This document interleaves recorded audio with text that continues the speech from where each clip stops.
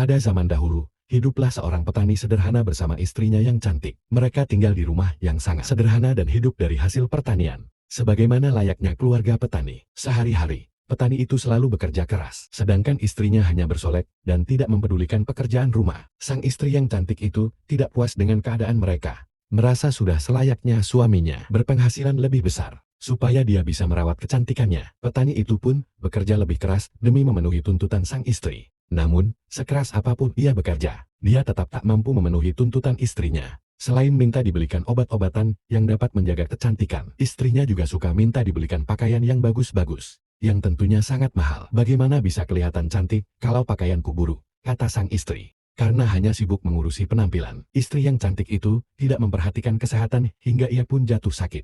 Hari demi hari sakitnya makin parah hingga akhirnya meninggal dunia. Suaminya begitu sedih. Sepanjang hari menangisi istrinya yang kini terbujur tak berdaya, karena tak ingin kehilangan.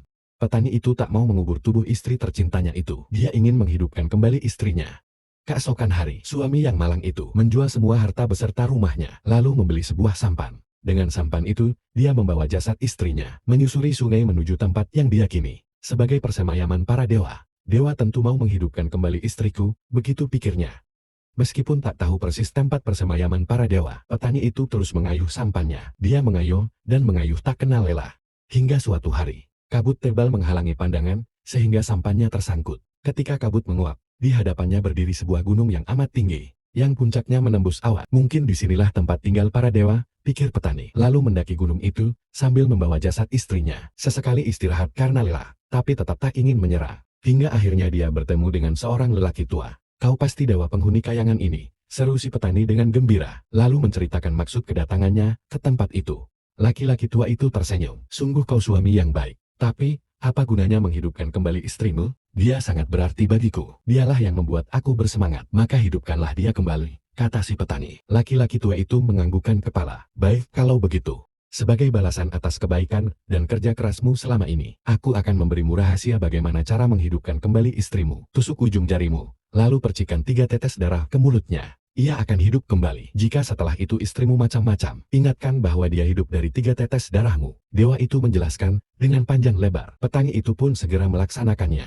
Ajaibnya, istrinya benar-benar hidup kembali. Tanpa pikir panjang, suami yang bahagia itu pun membawa pulang istrinya, mengira akan menjalani kembali hari-hari yang indah bersama istrinya seperti sebelumnya. Tapi, sang istri tahu, selain sampan yang dinaiki mereka, kini suaminya tak punya apa-apa lagi. Lalu, dengan apa dia merawat kecantikannya? Mereka lalu mengayuh perahu ingin mencari pelabuhan, hingga sampailah mereka di sebuah pelabuhan yang sangat ramai. Petani turun dari sampan, dan pergi ke pasar, untuk membeli bekal perjalanan, dan meninggalkan istrinya sendirian di sampan. Kebetulan, di sebelah sampan mereka bersandar sebuah perahu yang sangat indah milik seorang saudagar kaya yang sedang singgah di tempat itu. Melihat kecantikan istri si petani, pemilik perahu itu jatuh cinta dan membujuk perempuan cantik itu untuk ikut bersamanya. Kalau kau mau ikut denganku, akan aku belikan apa saja yang kau minta, kata sang saudagar. Istri petani itu pun langsung tergoda. Dia lalu pergi begitu saja dengan saudagar itu. Sementara itu, si petani yang baru saja kembali dari pasar terkejut karena istrinya tak ada lagi di sampan. Dia mencari ke sana kemari,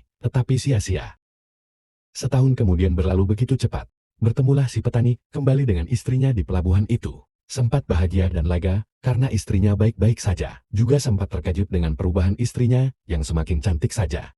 Tetapi sayangnya, istrinya menolak kembali kepadanya. Di tengah kehancuran hatinya, petani itu teringat tentang pesan rahasia dewa waktu itu. Dengan penuh amarah dan sakit hati yang tak terkira, petani itu pun berkata, sungguh kau tak tahu berterima kasih. Asal tahu saja, kau hidup kembali karena minum 3 tetes darahku. Mendengar hal itu, istrinya malah tertawa mengejek. Jadi, aku harus mengembalikan 3 tetes darahmu. Baiklah, ia berucap dengan nada sombong, lalu menusuk salah satu jarinya, bermaksud ingin mengembalikan darahnya kepada suaminya. Namun, begitu tetes darah ketiga menitip dari jarinya, wajahnya perlahan memucat, tubuhnya lemas, makin lemas, hingga akhirnya jatuh tak berdaya, dan mati. Setelah mati, ia mulai menjelma menjadi nyamuk. Setiap malam, nyamuk jelmaan wanita cantik itu berusaha menghisap darah manusia, agar dapat kembali ke wujudnya semula.